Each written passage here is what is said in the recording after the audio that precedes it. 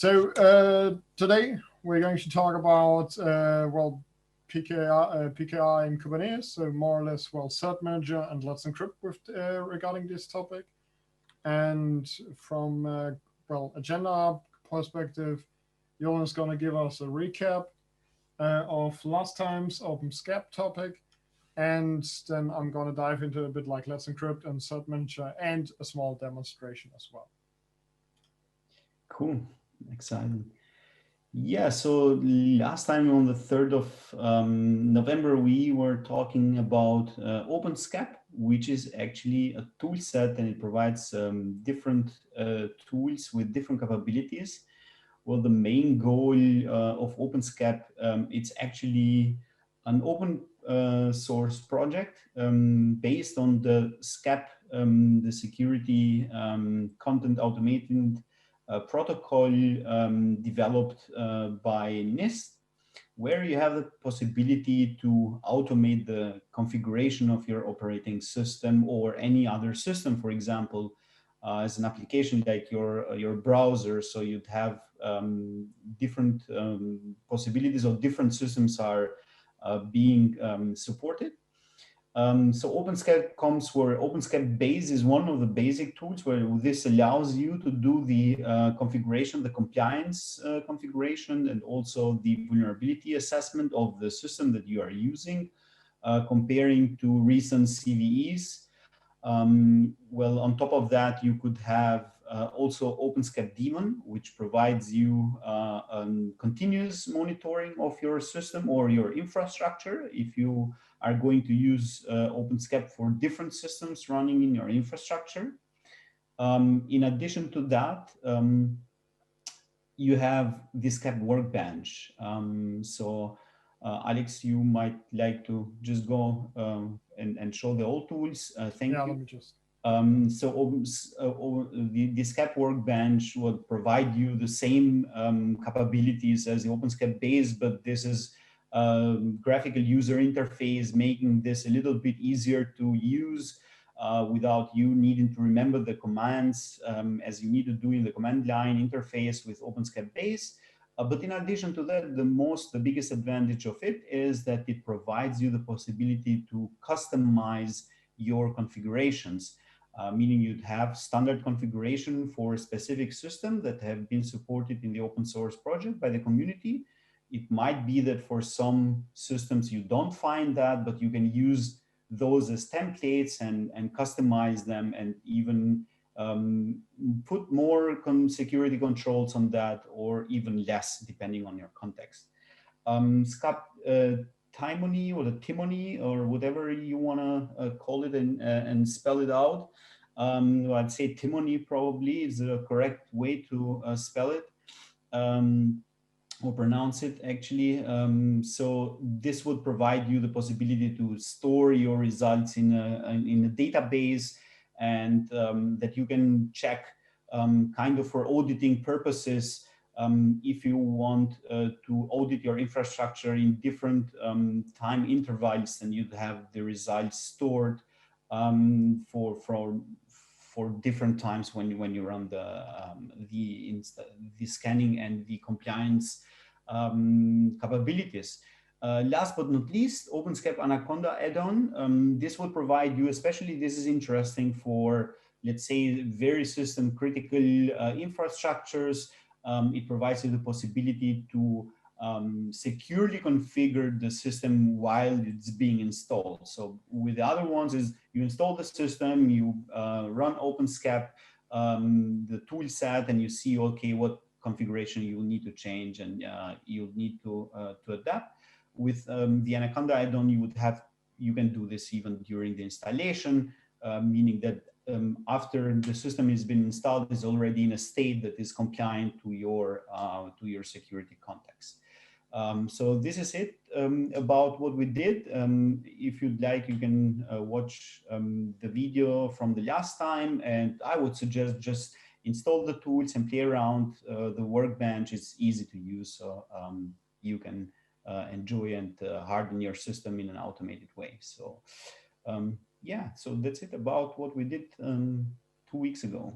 So exciting now to listen to Alex and also to see the demo that he has prepared. Yeah, let me go ahead and directly dive into Let's Encrypt here. So, well, what is Let's Encrypt? Oh, sorry. The cold air is making me sleepy right now. The cold weather. So what is Let's Encrypt? Let's Encrypt is basically, citing from the website, non-profit certificate authority providing TLS certificates to 225 million websites. So what it basically means is they give you free certificates. So normally when you have like a website, let's say you have a WordPress blog, let's just, basic, simple example, you have a WordPress blog or something, and well, it's good to have HTTPS everywhere, so, well, SSL and all that stuff, cool, woo. But you always need a certificate, and not just any certificate, because like everyone can create certificates, but they need to be trusted. And what Let's Encrypt has been able to do is get themselves to status as a certificate authority where it's widely accepted, meaning that you can normally basically use any device to access a website which has a certificate from Let's Encrypt. And as I said, you can get a certificate from them through simple methods. And especially for Kubernetes, I'm going to talk about the Cert-Manager. It's a great tool. I'm going into that in a bit. So just to summarize what Let's Encrypt does, it's a certificate authority where you can, with easy methods, I think it's what it's called. I hope I'm not getting the name wrong, but it was called the ACME protocol. Yes, exactly. Which allows you, which allows you to basically verify through certain methods that you own this domain, that you are able to either get normal certificates. Like I'm not talking wildcard, but like the normal ones, which are just for one or a handful of names, or like even you can even get wildcard certificates, which is great. It's very awesome, and yeah, you can get that for free. Normally, you need to pay for certificates, and they cost a bunch of money. Like it's really a lot of money because some companies take for then a certificate for like just one name, or like, let's say example.com, and maybe if you're lucky you get for a cheap price, like even www.example.com or something, as one certificate from the company. Normally, like if you want to have like higher standards in quotes here, something like the browser bar being green or something, or like even showing like the company name, that you're not going to get something like that from Let's Encrypt. But to be honest, at least from my perspective, like why should you care, more or less? Like if I'm connecting to a bank and it's green, like it's it's a bank, it should always have been HTTPS. And like it's a cool feature, if you will, so that the company can even buy a certificate where they have like the name show up in certain browsers. I think, I'm not sure if even Chromium or Chrome is even showing the name anymore there. But at least some time ago, like Firefox and all those, were at like the front of the URL bar, address bar, where you're like showing sometimes for certain special certificates, like the name of the company, which I said, like, it's more like it's showing, but more, it's, as long as it's HTTPS, it's at least something. Like there is definitely a few points where we can argue that HTTPS, is questionable if it's just any kind of HTTPS, like what SSL or like whatever there is used. But main point being, with Let's Encrypt, anyone can easily get a certificate for the website, and like even mail server, like it doesn't really matter there in the end. Like I personally have, like for my blogs and all, like I use Let's Encrypt there because it's so easy, and I snap off a finger, I have my certificate basically, and I'm doing the same for like my mail servers and stuff. Like I can with ease get certificates for everything, And well, as I said, like that's great to see that it's free to have and making the internet more secure by allowing people to easily retrieve certificates for their websites and stuff. Exactly. So what also Alex was meaning with this bar, I mean, in the green bar on the URL, meaning that well, you wouldn't see this anymore in the current browser, so they are not showing you at least that kind of indicator anymore. What that means, it's nothing more than so-called extended validation certificates, where there, as well, Alex put it many times now, with the Let's Encrypt, you would use the ACME protocol, so you wouldn't need even to do any manual steps. So this is all automatically done, which it also it's very helpful. Not only it speeds the process, but it also prevents any errors that can happen in between. But with extended validation certificate, you would have an additional step while a person in person needs to go to an institution and to show their ID card to get such a certificate. So the security, as Alex would say, like the security level, it's of course higher because you know that that person has been really there and he's pretending to be that institution, like for example in the banking. But this kind of indicator is not even supported anymore in the browsers. Yeah, it's in the end, it's more or less like it's really just more like a UI, like a user interface kind of neat thing.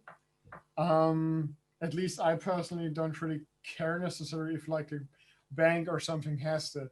In the end, I'm just happy that not just banks, but like everywhere where I would enter login details is able to get certificates cheaply or free with Let's Encrypt. And well, the extended validation can be cool for banks and stuff, which might need to especially prove that or something for like security guidelines or something. But in the end, as I said, like if it's over HTTPS through those mechanisms that Let's Encrypt provides with the ACME protocol there, the so-called DNS 01 and the HTTP 01s challenges and all that. I'm not going into that too much here. I might go into that later on a bit when I'm talking about Cert-Manager. But the point being, they're looking that someone is really owning like the web, the domain, the subdomain, whatever you're requesting certificate for before they're just handing out a certificate. So it's not, it's not gambling basically when you access google.com at one point and someone else has gotten a certificate for that. Things like that have happened. I don't think Let's Encrypt has had such issues, but other CAs like certificate authorities in itself are very important that they're monitored because technically if they are in your browser or in your operating system as a trusted CA, as a trusted certificate authority, someone which is able to create certificates for whatever name they want from a trusted certificate authority, you can technically do man-in-the-middle attacks, obviously very efficient because they can just be like google.com or everything under like every wildcard domain or something, depending on what certificate they would abuse there more or less. So as in a nutshell, basically, Let's Encrypt, they give away free certificates, so to say. You can easily get them through a lot of methods, which are very simple to use and install. As said, for Kubernetes, we're talking about the Cert-Manager. But even if you're not in Kubernetes, there's like acme.sh, which is a very simple in bash written script, which I have to say, like I'm using it on every machine that isn't in Kubernetes. And well, it's like stupid simple. Like I just run like acme.sh and say -d one domain, second domain, subdomain or whatever, and so on. And I'll basically press enter, and like a minute or two later, I think, for the initial creation or so, I have my certificates. And to put it like that, what else do I want? And that's great. That's just great to and making it also easier for smaller like companies or startups that when they publish like a new web app or something, I said like it's a snap of a finger basically to get the certificate, so people have a secure connection with your web source, for example. So that's great. Well, I wrote it all up then. So you get certificates for server, for the server, web server, mail server, whatever. Normally, like you get a valid server certificate. I said it's easy to use. There's many tools to integrate and all that for Kubernetes, Cert-Manager, some ingress controllers. I think like what was it called? Traffic has a native integration as well. I think for Let's Encrypt, if I remember correctly, and so on. Like, yeah. So let's talk about not Let's Encrypt. Let's talk about Cert-Manager. So what is this Cert-Manager? What it is basically the native way, more or less, to in general manage certificates for certain scenarios. So from a startup point here with Cert-Manager, you can use it's just using custom resource definitions, CRDs. So as it's just applying another YAML to your cluster, and depending on how you deploy, there's not even any need to create anything else than just your ingress object. It has, well, from a get-go for everyone to make it easy. It has simple support there for Let's Encrypt using the ACME, and even can technically even speak with a vault to get certificates from it and so on, which is great. And I think I didn't explicitly mention it here, but technically, as far as I'm concerned, I think it can access any certificate authority which supports the ACME protocol. So technically, the vault is yours, to put it like that, as long as the certificate authority supports ACME protocol or something. So, and more or less, well, it's not necessarily a niche thing, but a thing to mention is that you can even bring your own certificate authority to Cert-Manager, but then you must have the private key of the certificate authority as well, so that the Cert-Manager can basically then do the whole signing and all that stuff for certificates you would request from this, from your own CA, so to say there. And it can be, yeah, well, it's great. Like I said, especially for some internal even stuff, it can be a very easy, simple tool to use there as well. Not just for, hey, let's Encrypt for external access. And yeah. Well, I heard the picture isn't too good of a quality. I'm sorry for that. I wasn't able to find a better quality of that, but it more or less nails down what Cert-Manager will do. You have your issuers, which is like Let's Encrypt, well, either staging or the production of Let's Encrypt. You have Vault, for example. You have your Venafi. I think that's just some CA integration, some specific there. And what you do is you basically, we would create your certificate object, or as said, you would just add a annotation to your ingress object, and based on that, the Cert-Manager would automatically go ahead and talk with the right issuer for that certificate, basically, and then create a secret in the end, which you would be able to use with your ingress object or other purposes. Yeah. So let me go ahead and jump right into the demonstration. You still see my screen, Jurlind, right? Yes. Wonderful. So I have my example domain here, demo123.moira.rocks.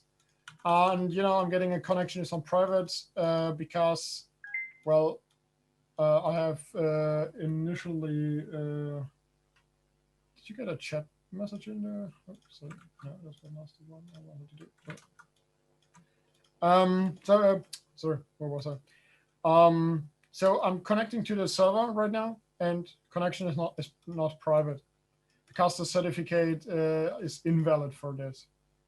And well, we even see here that subject is Kubernetes ingress controller fake certificate. And as you can see here on the right, I have a simple two-part application running.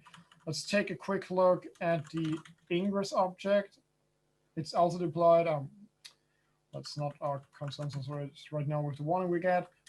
Taking a look at this, well, I've already prepared it for later on.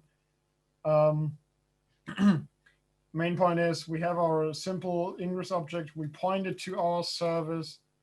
We tell it, hey, this is my host and all. And that's how it is deployed right now. So the ingress controller is, just delivering a fake, or well, a fake certificate basically. So what I'm about to do is just go ahead, remove the quoted content, and let me just go into that. To demonstrate how easy it is, if you just have your ingress object and Cert-Manager set up, and you even have your issuer with which the Cert-Manager knows to, like, if it needs to talk with Let's Encrypt production, or like the staging Let's Encrypt, or even Vault or something. If you have that created, you can just mention it. In my case, I'm using a cluster issuer. You can also have like a per namespace issue and so it's technically a multi-tenant to a certain extent. And in the next part, I'm telling the system, hey, SSL redirect. So if I'm not accessing by HTTP, by HTTPS, I would be redirected to HTTPS. I have set up this TLS section in Ingress where I'm telling, hey, for this host, demo123, this secret is valid. I could specify more, but for those cases, please just take a look at the Kubernetes documentation and at the documentation of your Ingress controller you're using. So what I'm going to do is I'm just gonna run kubectl apply -f on it. Configured. Let's take a look at let's just run a watch here. Here we go. So in a few seconds, oh, sorry, I forgot.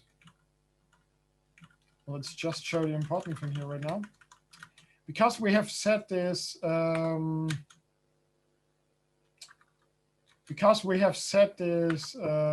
you gotta be kidding me, don't. Because, didn't I? I think you just didn't I save the file? Oh, then well, let me fix that. Save. Yeah. Now that we have the right, here we go. The Cert-Manager picks up that this ingress object has this Cert-Manager annotation and just creates a certificate object for it. And in my case, as I previously tested it, it's a bit fast. It might take a few seconds longer for you, or even like a minute or two, depending on like wait time for propagation, depending on what challenge you're using. But in itself, the certificate is ready, meaning that I now have my TLS certificate in this secret called TLS Rocks Moira. And now my web application is available. Let me just show the certificate here. And I hope you can read it good enough here. But basically saying here, common name, Let's Encrypt authority, Let's Encrypt, issued on, expires on, and so on and so on. And we could even see here that we have the, well, on, like the chain of the certificate. Yeah, it's a little bit small, but it's still, you still kind of recognize that the certificate has been issued by Let's Encrypt. Yep. That's it's from the demo. If you have any questions, feel free to leave them in the Q&A system of Zoom. Where is it? Oh, no, I don't want to put it up there. No, I don't. Here we go. If you have any questions, feel free to ask them. And if not, we'll see. Okay, so if there aren't any questions, then thank you for the nice introduction and smooth introduction, Alex. It was really cool to see that it just very easy, couple of clicks, and for that explanation, very informative. And otherwise, we see you in the next 2 weeks. Thanks for being and attending and your attention, and see you next time. See you. Bye. Bye.